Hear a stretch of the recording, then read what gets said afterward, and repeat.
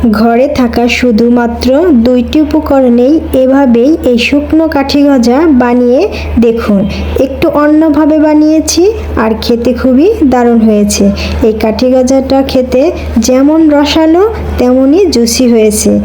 এই কাঠি গজাটা একবার কাউকে বানিয়ে খাইয়ে দেখুন, প্রশংসা করতে বাধ্য হবে। আর এতটাই মজার হবে যে বাড়ির সবাই কাড়াকাড়ি লেগে যাবে। ঝটপট তৈরি করে সংরক্ষণও করতে পারবেন মাস জুড়ে। হ্যালো দর্শক, আসসালামু আলাইকুম। কেমন আছেন সবাই? আশা করি সবাই ভালো আছেন। আমিও আলহামদুলিল্লাহ ভালো আছি। আজ আবারও হাজির হয়ে গেলাম অসম্ভব নতুন একটা মজার রেসিপি নিয়ে। আজকে আমি করে দেখাবো 2টি উপকরণে মজার, মুখে লেগে থাকার মতো কাঠি গজা রেসিপি। তাহলে চলুন রেসিপিতে। এখন আমি একটি বাটি নিয়ে নিব। বাটিতে প্রথমে আমি নিয়ে নিব 2 কাপ ময়দা আর দিয়ে দিচ্ছি হাফ টেবিল চামচ বেকিং পাউডার। আর এখানে বেকিং সোডা নয়, বেকিং পাউডারটাই দিতে হবে। এখন দিয়ে দিব হাফ টেবিল চামচ জোয়ান। আমি সামান্য একটু লবণও দিয়েছিলাম, সেটা স্কিপ হয়ে গেছে, তাই আমি দেখাতে পারি নাই। এখন আমি দিয়ে দিব 3 টেবিল চামচের মতো সয়াবিন তেল। আপনারা চাইলে এখানে ঘিও দিতে পারেন।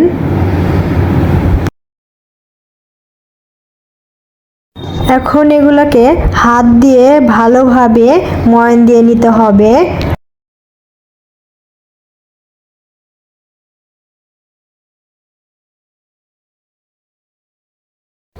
এখন আমার ময়ানটা ভালোভাবে দেওয়া হয়ে গেছে।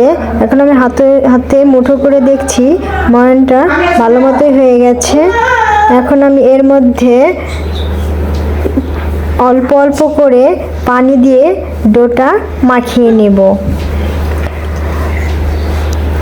আর এই ডোটা বেশি নরম করতে হবে না। যেভাবে আমরা রুটির আটা তৈরি করি সেভাবেই করলেই হবে। এখন আমার ডোটা মাখানো হয়ে গেছে দেখুন। এখন আমি এই ডোটাকে 5 মিনিট রেখে দিব সাইডে। আমি 5 মিনিট পর এসে এই ডোটা দিয়ে এখন আমি অল্প অল্প করে ডো হাতের তালুতে নিয়ে লম্বা লম্বা করে শেপ দিয়ে আমি এই কাঠি গজাটা তৈরি করে নিব।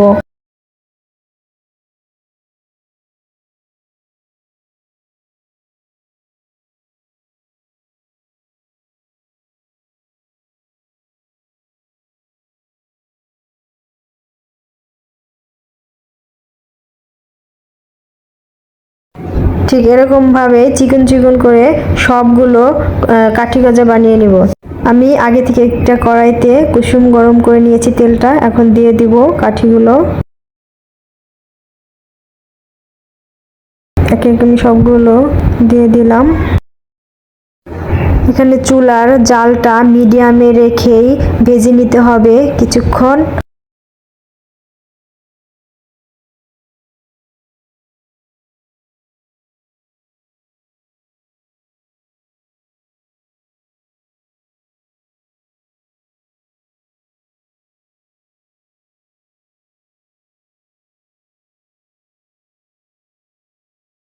তারপর লালচে হয়ে আসলেই চুলার জালটা হাই ফ্লেমে দিয়ে কিছুক্ষণ ভেজে নিয়েই তুলে ফেলতে হবে। এখন আমি আরেকটা কড়াই চুলাইতে দিয়ে নিলাম। দিয়ে এর মধ্যে দিয়ে দিব হাফ কাপ চিনি আর হাফ কাপ পানি। এখন আমি চিনিটাকে ভালোভাবে গলিয়ে নিতে হবে নাড়াচাড়া দিয়ে। গলা পর্যন্তই আমি জালটা দিব। চিনিটা গলে গেলেই আমি মিষ্টিগুলো দিয়ে দিব। এর থেকে বেশি জাল করার কোনো প্রয়োজন নেই, চিনিটা গললেই হবে। এখন আমি 3-4টে এলাচ দিয়ে দিব। এখন আমি দিয়ে দিব কাঠি গজাগুলি দিয়ে একটু নাড়াচাড়া দিয়ে ভালোভাবে নাড়াচাড়া দিয়ে নিতে হবে। ভালোভাবে নাড়াচাড়া দিয়ে তারপর আমি চুলাটা বন্ধ করে দিয়ে 5 মিনিট ঢেকে রাখবো। তারপর ফিরে আসছি আমি পরিবেশনে। তো দেখুন তৈরি হয়ে গেছে আমার কাঠি গজা, কত সুন্দর রসালো আর জুচি এবং মুচমুচে, খেতে কিন্তু খুবই দারুণ হয়েছে। চাইলে আপনার বানিয়ে নিতে পারেন। আর যদি আপনাদের এই কাঠি গজাটা ভালো লেগে থাকে তাহলে একটা লাইক, কমেন্ট আর সাবস্ক্রাইব করে দিবেন।